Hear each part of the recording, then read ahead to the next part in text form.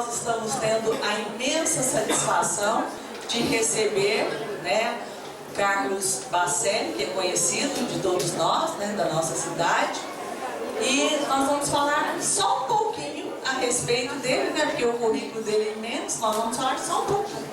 É odontólogo, funcionário público, aposentado, cooperador com atividades da Casa Espírita Bittencourt Sampaio, idealizador e fundador de várias instituições espíritas de Uberaba, médium, escritor, autor de várias obras de significativa importância para a doutrina espírita. Publicou vários livros, né, publica, e vários em parceria com o nosso querido Francisco Cândido Xavier. Foi colaborador assíduo de A Flama Espírita, orador, tem viajado pelo Brasil e pela Europa, levando sempre a mensagem da terceira revelação. Dirige o Lar Espírita Pedro e Paulo, médium, psicógrafo, apresentador do programa Na Próxima Dimensão, da Rádio Boa Nova, né? E tantas outras coisas. Então, é com muita alegria que nós agora recebemos o nosso orador desta tarde.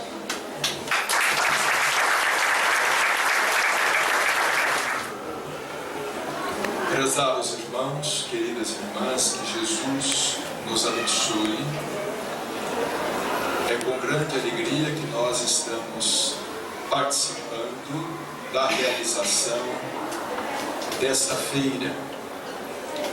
Mais uma feira, exposição do livro espírita em Uberaba. Feira na praça, feira no shopping, feira ao alcance de todos. Portas abertas, à mostra, com liberdade de exposição, com liberdade de expressão, com liberdade de pensamento, como é a doutrina espírita. O espiritismo nasceu sob os auspícios da Revolução Francesa, em pleno século do Iluminismo. Igualdade, liberdade, fraternidade. Graças aos novos ventos que começaram a soprar, notadamente na França, os espíritos encontraram ensejo para que a doutrina fosse codificada. Não obstante, não podemos nos esquecer de que Allan Kardec, tendo nascido em 1804, praticamente teve que esperar meio século para que as fogueiras da Inquisição se apagassem, para que as lavaredas diminuíssem de intensidade e finalmente ele surgisse. O professor Hippolyte Léon Denisard Rivaio, que foi um dos magnetizadores de maior prestígio em Paris. Allan Kardec, um homem extraordinário, um homem de gênio, um humanista, possuía uma cultura enciclopédica. Durante meio século, ele se preparou para a tarefa a ser desempenhada. Estudioso do magnetismo, lidava com o magnetismo quando os fenômenos mediúnicos começaram a se espalhar por toda a Europa, principiando em Heidelberg, na América do Norte, na noite do dia 31 de março de 1848. Allan Kardec começa a estudar os fenômenos em 1854. Estava com meio século, com 50 anos. E daí a 3 anos, trabalhando incansavelmente, ele já apresenta ao mundo a primeira edição de O Livro dos Espíritos, no dia 18 de abril de 1857, apresentando o Espiritismo em seu tríplice aspecto: ciência, filosofia e religião. Kardec, no entanto, não parava. Em 1858, ele funda a Revista Espírita, que circularia ininterruptamente durante 12 anos, mensalmente durante 12 anos, até a sua desencarnação em 1869. Ele funda também aquilo que seria o primeiro centro espírita do mundo, a Sociedade Parisiense de Estudos Espíritas. Em seguida, em 1861, publica o Livro dos Médiuns, uma obra extraordinária que confere cidadania à mediunidade, porque até então os médiuns eram considerados loucos, anormais, e eram trancafiados nos sanatórios, presos ou queimados. O Livro dos Médiuns é um divisor de águas, é um socorro do mundo espiritual aos médiuns da Terra, porque Allan Kardec estuda o problema da obsessão e a coloca em seu devido lugar, como também estuda o problema da mediunidade, a define e a coloca em seu devido lugar. Posteriormente, o tempo urgia e era preciso que o Espiritismo adquirisse a característica de consolador, porque o Espiritismo veio reviver o Evangelho, restaurar o cristianismo em sua pureza primitiva. E embora os Espíritos, em O Livro dos Espíritos, na questão 625, tenham apontado Jesus como sendo guia e modelo da humanidade, era preciso que o Espiritismo adquirisse ainda mais uma identidade cristã, que ele não fosse apenas e tão somente mais uma doutrina esotérica, teosófica, estudiosa do ocultismo. Era preciso que o Espiritismo se caracterizasse, revelasse ao mundo a sua verdadeira face, o que não teria acontecido se Kardec, em 1864, não publicasse o Evangelho segundo o Espiritismo. Quando, em 1864, ele publica o Evangelho segundo o Espiritismo, o Espiritismo então se apresenta ao mundo. E assim, se apresentando ao mundo, as perseguições contra Kardec se acirram a partir da publicação de O Evangelho segundo o Espiritismo. Porquanto o que alguns afirmam terem sido o maior momento de fraqueza de Allan Kardec, a publicação de O Evangelho segundo o Espiritismo, sem dúvida foi o seu momento de maior força. Foi o momento em que ele se superou. E segundo seus biógrafos, ele trabalhou praticamente no anonimato, na organização, na escrita de um Evangelho segundo o Espiritismo, porque então a própria Sociedade Espírita de Paris se encontrava dividida no campo das opiniões. Alguns querendo que o Espiritismo fosse eminentemente científico, outros desejando que o Espiritismo se dedicasse à corrente filosófica, mas Kardec, inspirado pelo Espírito da verdade, sabedor de seu alto compromisso espiritual, ele não hesita, enfrenta todos os problemas, o preconceito religioso da época e a intolerância gerada a partir da própria Sociedade Espírita de Paris. Os adversários que contra ele se levantaram a partir da própria Sociedade Espírita de Paris, ele não hesita e faz publicar o Evangelho segundo o Espiritismo como sendo a obra do meio do Pentateuco kardeciano.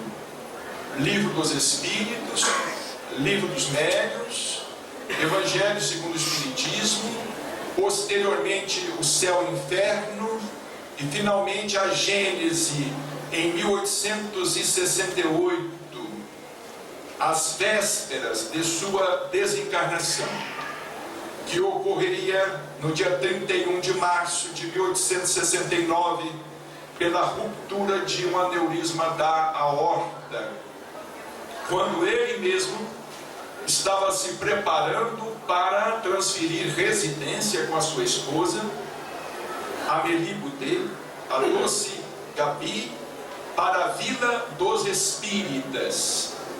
Na vila a seguir, uma pequena vila de casas que ele havia feito construir para albergar os espíritas carentes. E ele estava prestes a se transferir para uma dessas casas do pequeno condomínio, onde ele pretendia passar o resto de seus dias na companhia de Amélie Boudet, a fiel companheira, aquela que sempre esteve ao seu lado, sendo inclusive provedora de suas obras, da edição das obras espíritas, e que foi a sua herdeira quando ele desencarnou. Certa vez, Chico Xavier, conversando conosco a respeito da figura extraordinária de Allan Kardec, ele nos disse que aquele homem deve ter trabalhado muito para ter feito o que fez em apenas 15 anos, de 1854 a 1869, aquele homem deve ter trabalhado muito. E de fato, Kardec não perdeu oportunidade em dizer várias vezes que o Espiritismo era a obra de sua vida. Ele havia se dedicado integralmente ao trabalho da codificação, na organização dos livros, na publicação dos livros, na divulgação dos livros, fundando também aquela que seria a primeira livraria espírita do mundo, que infelizmente ele não teve oportunidade de inaugurar. Vejamos como os fatos são curiosos. Allan Kardec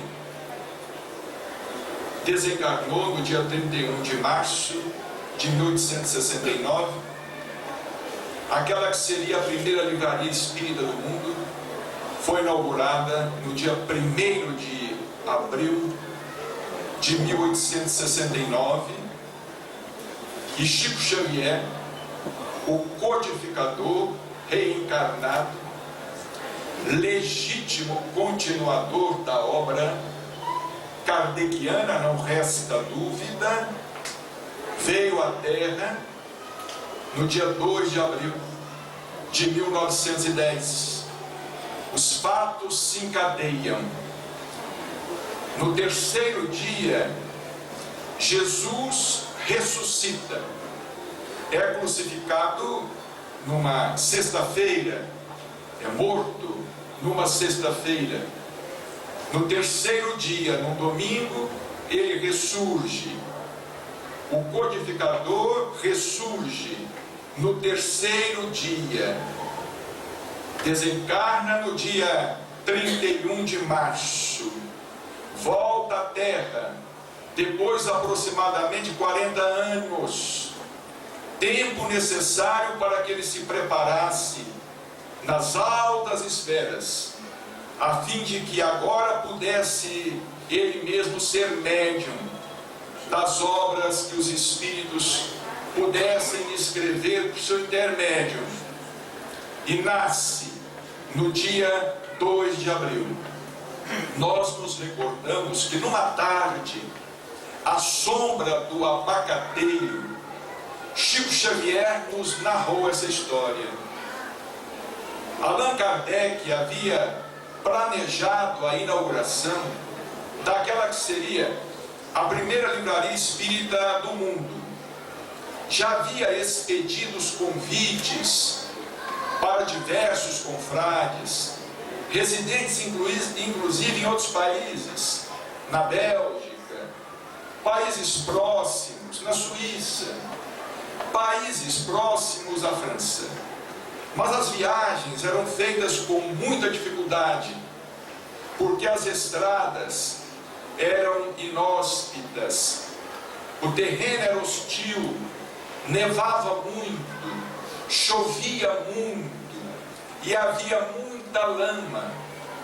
As viagens levavam vários dias para serem feitas. Por mais próximas, os cavalos que puxavam as carruagens tinham que ser trocados naquelas estações. Na véspera da inauguração da livraria, nos primeiros dias do mês de março, Kardec começou a passar mal. Ele não estava bem já há algum tempo, desde o ano passado, desde 1868, ele estava com muita falta de ar, dor no peito.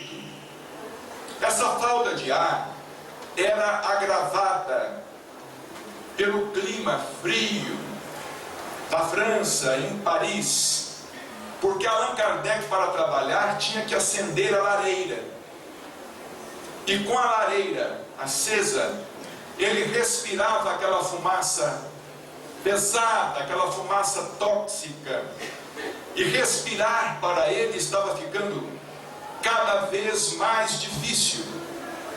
Os espíritos já vinham insistindo com ele para que ele ultimasse os preparativos para a publicação de A Gênese, que seria a última obra do Pentateuco.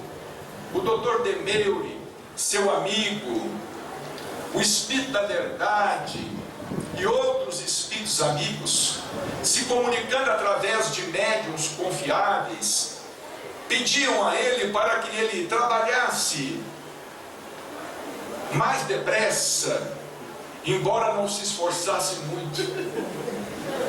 Os espíritos pediam a ele: convém ultimar preparativos, mas cuide da sua saúde. Não descuide da saúde, mas convém você ultimar os preparativos. Os espíritos amigos insistiam com ele, porque era preciso que ele deixasse aquela derradeira obra do Pentateuco publicada.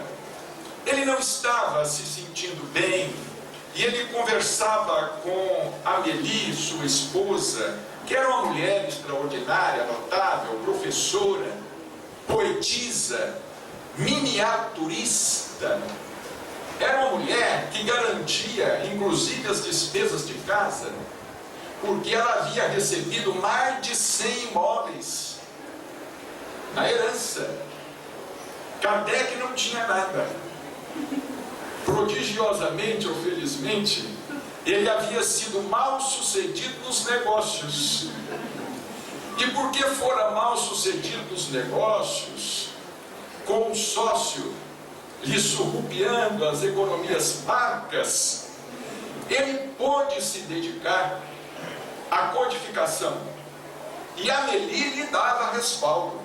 Respaldo moral, respaldo econômico, respaldo afetivo, estava sempre ali ao lado dele.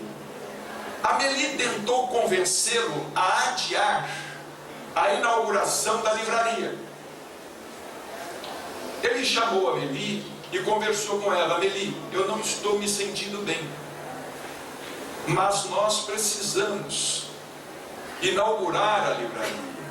A inauguração está marcada para o dia 1º. Mas se você não está bem, Rivaio, se você não está bem, vamos adiar. Os amigos compreenderão. E ele não aceitava a ideia, mas não podemos adiar. Os convites já foram expedidos. Está tudo preparado. Os amigos já assumiram o compromisso. A viagem é difícil. Eu vou pedir a você, se eu não puder ir à inauguração, nós estamos numa doutrina de caridade.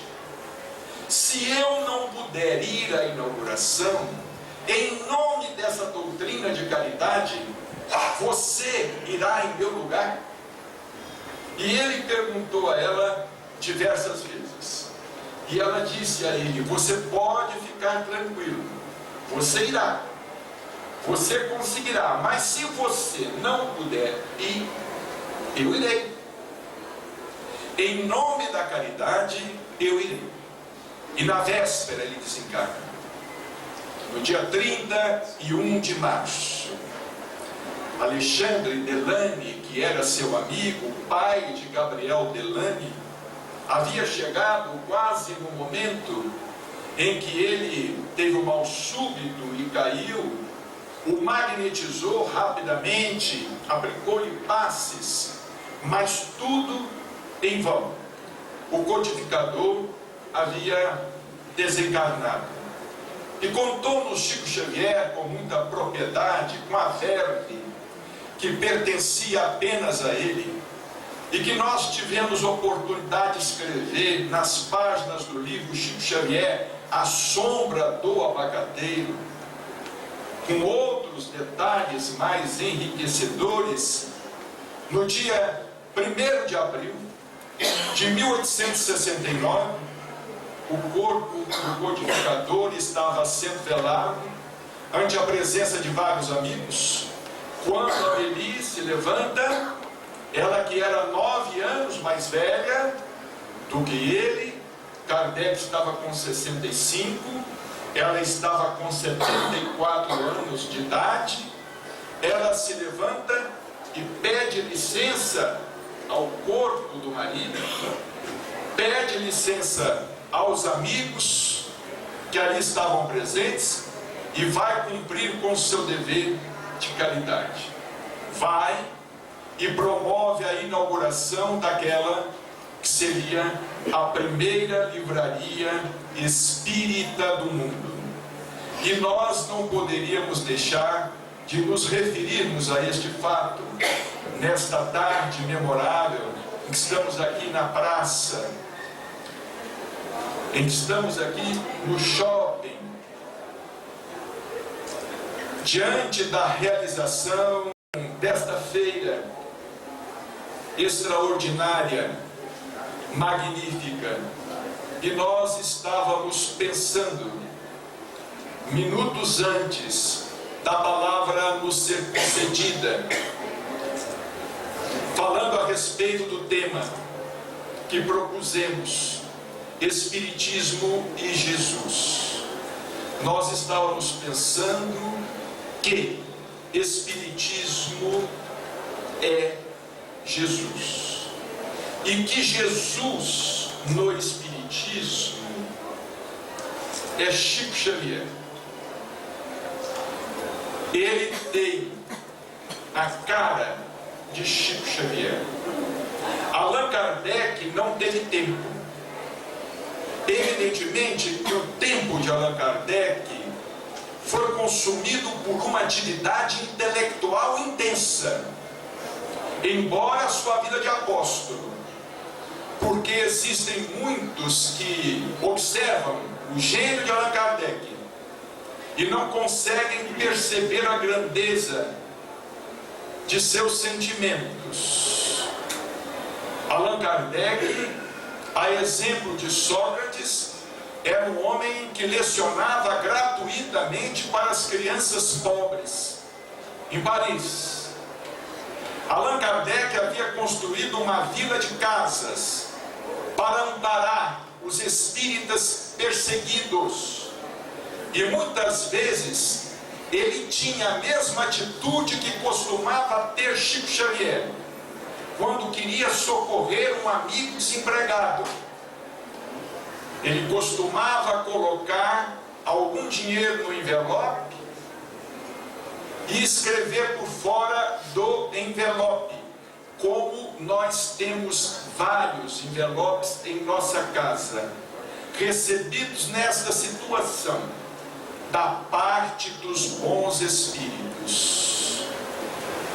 Era como Allan Kardec fazia para socorrer os espíritas que eram perseguidos, que estavam começando a ser perseguidos, pais de família, que perdiam seus empregos, porque haviam aderido à nova crença, à nova fé, à fé espírita. Ficavam desempregados. E Allan Kardec, com recursos do livro, e muitas vezes com recursos da própria Amélie Boudet, recursos de amigos abastados ou razoavelmente abastados, ele socorria os necessitados. E há um aspecto da vida de Allan Kardec muito pouco conhecido, que ainda não foi divulgado, mas acreditamos que no futuro será. Este aspecto faz parte do acervo doutrinário que estava em poder até então da família do Dr. Canuto de Abreu, mostrando que Allan Kardec também era médium receitista, porque ele recebia muitas cartas e se correspondia com muitas pessoas que consultavam os espíritos através dele a respeito de suas doenças e de suas enfermidades. E Allan Kardec tinha tanto conhecimento nesta área que alguns de seus biógrafos chegaram a questionar se não teria sido ele médico, ou pelo menos conhecedor de algo na área da medicina. É que ele era um homem de cultura enciclopédica.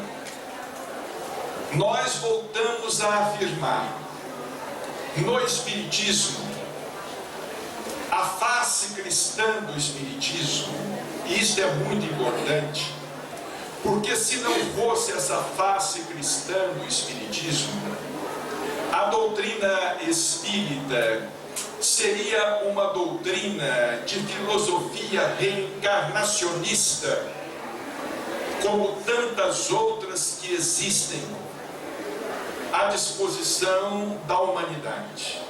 O que faz a diferença no Espiritismo não é a reencarnação. O que faz a diferença no Espiritismo não é a mediunidade. O que faz a diferença no Espiritismo não é o conhecimento do perispírito. O que faz a diferença no Espiritismo é o conhecimento disso tudo aliado ao Cristo. É o conhecimento disso tudo canalizado para a necessidade de renovação íntima, para a necessidade de nos transformarmos intimamente. Porque, por exemplo, a reencarnação, ela é difundida e aceita pelo hinduísmo há milênios. Mas a reencarnação, o conhecimento da reencarnação, a crença na reencarnação por si só, não resolveu ainda os grandes problemas morais da Índia. O conhecimento da reencarnação por si só é um conhecimento teórico. E nós não podemos nos esquecer disso. A missão de Chico Xavier, ele na condição de Allan Kardec reencarnado, ele não teve tempo, em 15 anos de trabalho, para fazer além do que fez. Era preciso que ele voltasse à Terra, como o Espírito da Verdade diz a ele pessoalmente em várias oportunidades, como o próprio doutor Neumeuri diz a ele em várias oportunidades. Kardec não estava iludido, ele não poderia estar enganado. Ele efetua cálculos, ele chega a efetuar cálculos matemáticos a respeito da época que se daria o seu retorno. Ele escreve de punho próprio dizendo que pelos cálculos, pelos espíritos disseram a ele, e pelos cálculos que ele estava efetuando, a sua volta à Terra se daria no final daquele século ou no começo do outro. E certa vez, Chico Xavier, num dos raros momentos assim, porque nós sabemos que Chico não falava de si mesmo, a não ser quando era para se comparar ao Cícero. Ele não falava dele mesmo, a não ser quando fosse para se comparar a um pé de grama, a um pé de capim. Quem sou eu, senão um pé de capim? Quando morre um pé de capim, nasce outro no lugar. Certa vez em sua casa, conversando com o Dr. Hércio Arantes, do ID de Araras, um homem muito sério, estudioso da doutrina espírita, numa conversa descontraída, numa das raras vezes em que ele indiretamente se refere ao assunto, ele diz assim: antes de reencarnar, eu me preparei durante 40 anos no mundo espiritual. É só fazermos as contas. 1869 a 1910, tirando o tempo de gestação, 9 meses, nós temos aí 40 anos. E não desejando nesta oportunidade nos estender demasiadamente, queremos dizer a vocês que tivemos neste ano oportunidade de ir à Europa para a realização de algumas palestras pela 4ª vez, pelo 4º ano consecutivo. E desde a primeira vez, nós estamos juntando elementos de reflexão e de observação, elementos de análise. Tivemos oportunidade de ir a Portugal, oportunidade de ir à Inglaterra, oportunidade de ir à Suíça. E nesse tempo, temos juntado os elementos de reflexão. E nós dizemos a vocês que se de fato o Espiritismo tivesse continuado na Europa, ele não teria avançado. Não havia espaço para que ele avançasse, a não ser apenas e tão somente no aspecto fenomênico. Vários obstáculos, vários problemas impediram que o Espiritismo continuasse na Europa. E por esse motivo, um dos livros mais importantes da lavra mediúnica de Chico Xavier, sem dúvida alguma, e que nós gostaríamos de voltar a indicar aqui nesta tarde a todos, livro que somente há pouco tempo pude compreender mais profundamente, é o livro Brasil, Coração do Mundo, Pátria do Evangelho, de Humberto Campos, psicografado em 1938. Vejamos, Chico Xavier estava com 28 anos de idade, era uma criança, era um menino, e por mais inteligente fosse, e ele era um gênio também, claro, codificador era um gênio, mas ele, por mais inteligente fosse, ele não poderia, residindo em Pedro Leopoldo, no interior de Minas, ele não poderia ter aquela visão que Humberto Campos, que os Espíritos apresentam ali, em Brasil, Coração do Mundo, Pátria do Evangelho, apontando as causas, apontando os motivos de Jesus, contando com o auxílio de Eliú, os maiores sábios hebreus, Eliú e Ismael,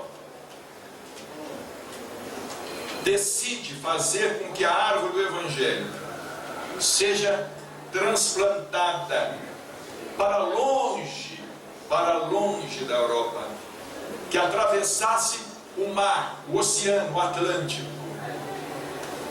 Somente aí a gente vai entender essa presciência do futuro, essa visão da espiritualidade superior, porque é algo curiosíssimo. Allan Kardec desencarna em 1869. Em 1870, a França já entra em guerra. Depois de um ano que Kardec desencarna, é a guerra franco-prussiana, na qual muitos espíritas morreram, desencarnaram. Muitos espíritas convocados ao campo de batalha, desencarnaram, já em 1880, um ano após a desencarnação de Allan Kardec. E a partir daí, a Europa não conhece mais o que é paz. Em 1914, em 1918, a Primeira Grande Guerra, 1939 a 1945, a Segunda Grande Guerra.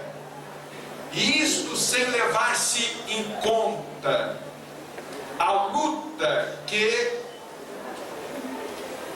os herdeiros de Allan Kardec, ou os que se supunham herdeiros de Allan Kardec, sustentaram contra Dona Amélie Boudet, gerando inclusive o chamado processo dos espíritos, devido a algumas fraudes em fotografias. Esses assuntos são assuntos muito sérios, e esses assuntos todos fizeram com que a doutrina espírita não encontrasse na Europa, e particularmente na França, condições de avançar. Outros mais poderiam ser apontados. A rivalidade entre Inglaterra e França, devido à guerra de 100 anos. O espiritualismo inglês não aceitava a codificação de Allan Kardec. A Inglaterra não aceitava a codificação de um francês, porque havia persistido um ranço devido àquela guerra de 100 anos entre França e Inglaterra, a qual Joana d'Arc foi chamada a colocar fim. Mas o ranço espiritual continuou. E se nós, por exemplo, lermos o livro História do Espiritismo, de Sir Arthur Conan Doyle, nós haveremos de procurar avidamente, na volumosa obra, haveremos de procurar avidamente algumas referências a Kardec como sendo o codificador da doutrina, o médio da terceira revelação, e nos depararemos apenas então somente com alguns poucos parágrafos, com algumas poucas citações, porque Conan Doyle coloca em destaque os médiuns ingleses, os médiuns que haviam surgido na Inglaterra. Então, de fato, a nossa responsabilidade é muito grande aqui no Brasil. Vamos entender que o livro de Humberto de Campos é apenas uma esperança. Brasil, coração do mundo, pátria do Evangelho, é uma proposta do mundo espiritual. Não significa uma determinação, porque nós temos o nosso livre-arbítrio, está em nossas mãos, cristãos brasileiros, e mais particularmente em nossas mãos, adeptos do espiritismo cristão do Brasil, criar condições para que de fato aqui seja coração do mundo e pátria do Evangelho. Caso contrário, a árvore do Evangelho poderá ser novamente transplantada. Havia esperança na Judéia. O Cristo foi crucificado. Havia esperança na França. O Espiritismo foi exilado. Há esperança no Brasil. Que Jesus nos auxilie a transformar essa esperança em realidade. E que nós possamos agradecer infinitamente ao Cristo, a Allan Kardec e principalmente a Chico Xavier, porque enquanto a nossa irmã estava aqui dizendo, antes de nossa palavra, que Chico Xavier nos deixou mais de 400 obras, mas ele nos deixou também mais de 400 mil exemplos. Obras foram mais de 400, mas exemplos foram mais de 400 mil, para que nós possamos segui-los, tentar vivenciá-los, tanto quanto possível, acalmando o nosso personalismo, a nossa vaidade, a nossa loucura, a nossa ambição desmedida, para que nós não venhamos comprometer a obra. Jesus seja conosco